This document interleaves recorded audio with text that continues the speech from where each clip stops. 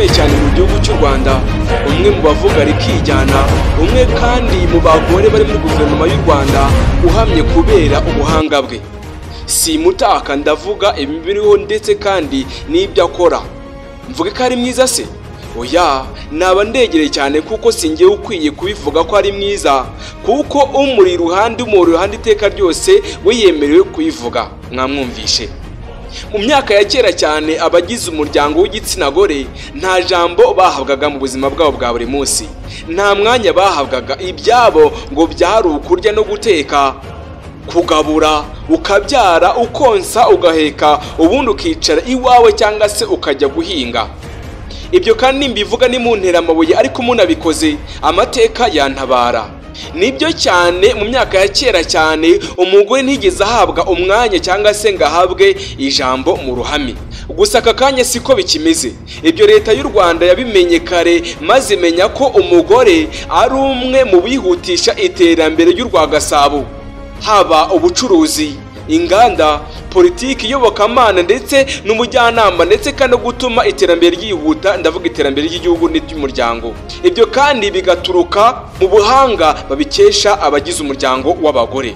Nyivuga ibyo kandi sinzi niba bibutse neza umutegarugori natangiye mvuga ko ari mwiza cyane kandi ubuhanga bwe burivugira. Yitwa Ines Mpambara. Reka tuvuge umunyapolitike akaba n'umwe mu bagore bakomeye cyane bari muri politike y'u Rwanda. Naho ngewe nitwa Eric Nshimimana, yitwa Ines Mpambara. Eric Nshimimana wo muri kumva. Naho iyi ni Bizaza TV Rwanda muri kumwe. Ubuvumbuzi, siyansi, ubushakashatsi bucukumbuye, imikino n'imyidagaduro, ibyamamare muri politike byose nta handi wabikura atari kuri Bizaza TV Rwanda. Ukomeze kuri subscribe, ukoreshe yamaze ibiganiro byacu na documentary zacu bikugira umunsi ku munsi kandi bishya. Amateka yaranze isi, ibigezweho ku isi, ibyaranze isi mu buzima bw'isi, ubukungu bw'isi, iterambere ry'isi n'ubumenyi bw'isi, ibinyabutabire ku isi n'ubukorikori byose bijyanye na tekinoloji tuzabiguha. Nawe ukoze subscribe aka kanya, menya ko utangiye urugendo rushya n'ubumenyi bushya n'ubuzima bushya bwo kumenya isi n'abayituye. Nkwaye ikaze. Gusa reka nsuhuza abaturanyi mu bacu mu gihugu cy'u Burundi, bari Ngozi, abari Cibitoke, Bujumbura, namwe muri za Uganda, bari Kampala, Maziba na Bonyure n'ahandi, namwe muri za Tanzania, abari muri Repubulika ya Demokarasi ya Kongo, abari Kenya na Sudani, abari Central Africa, abari South Africa, North Africa na West Africa, namwe muri Kota Masimbi, mbahaye ikaze kandi mbifurije ibyiza byose mu muryango mugari wa Bizaza TV Rwanda. Gusa ndagusabye ngo unege amatwi wumva akantu ku kandi, umunota ku munota, isogonda ku isogonda, kandi umenye nkwaye ikaze umuryango mugari ukwiriye Bizaza TV Rwanda.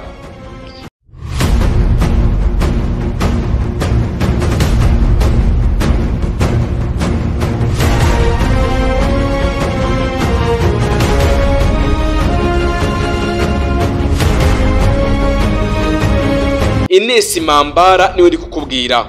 Ines Mpambara ni umunyapolitike wo mu gihugu cy'u Rwanda, Rwagasabo. Uyu kandi asanzwe akora nka minisitiri ushinzwe imirimo y'abaminisitiri kuva muri Werurwe umwaka wa 2020. Nkimutekereza nagiye ku mbuga zose zivuga kuri uyu mugore cyangwa se kuri uyu muntu uvuga rikijyana ukomeye cyane muri guverinoma y'u Rwanda. Uyu muntu kandi naje kurwa kuri urupapuro. Ni urupapuro ku rubuga rwa Wikipedia.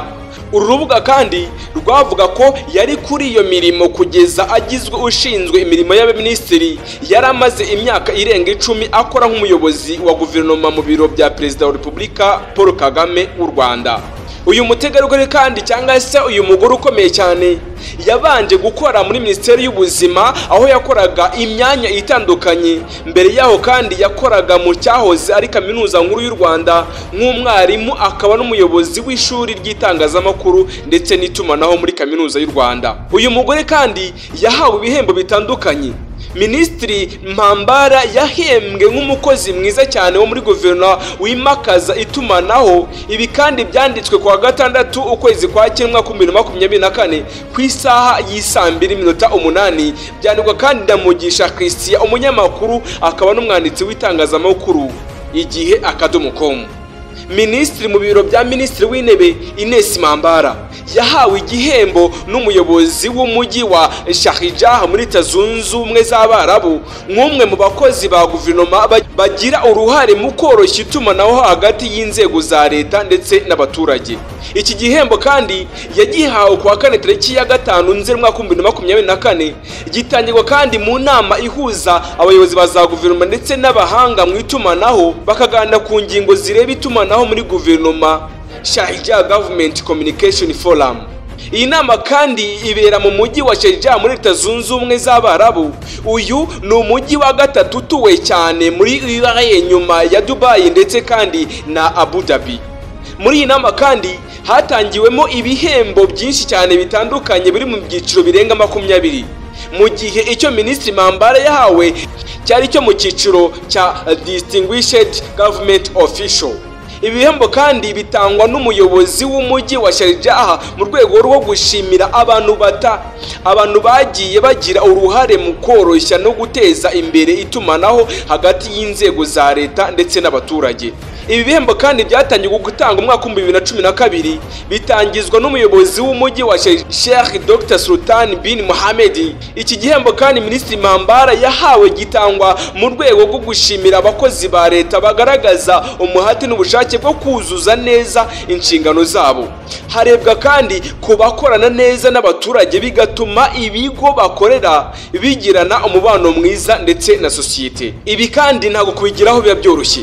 Kugira ngo ube mu banyamahirwe begukana iki gihembo bisaba ko ubanza gutoranywa. Minisitiri Mambara yatoranyijwe n'urwego rwa guverinoma n'urwego rwa Government Experience Exchange Program rwo muri Leta Zunze Ubumwe z'Abarabu.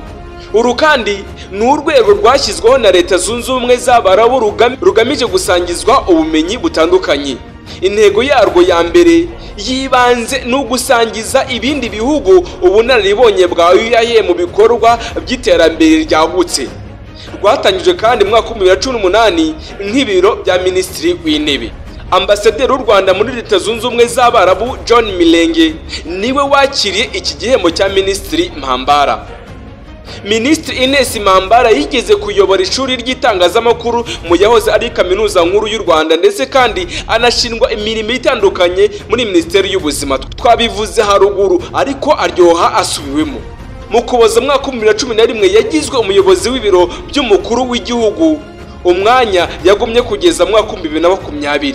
Muri Gashyantare mwaka wa 2020 Ines Mambara yagizwe minisitiri ushinzwe imirimo y'inama y'abaminisitiri, aho yari asimbuye Kayisire Marie Solange wari umaze kugirwa minisitiri ushinzwe ibikorwa by'ubutabazi. Izi nshingano kandi nizo yagumyemo no muri guverinoma nshya iheruka gutangazwa muri Kanama umwaka wa 2024.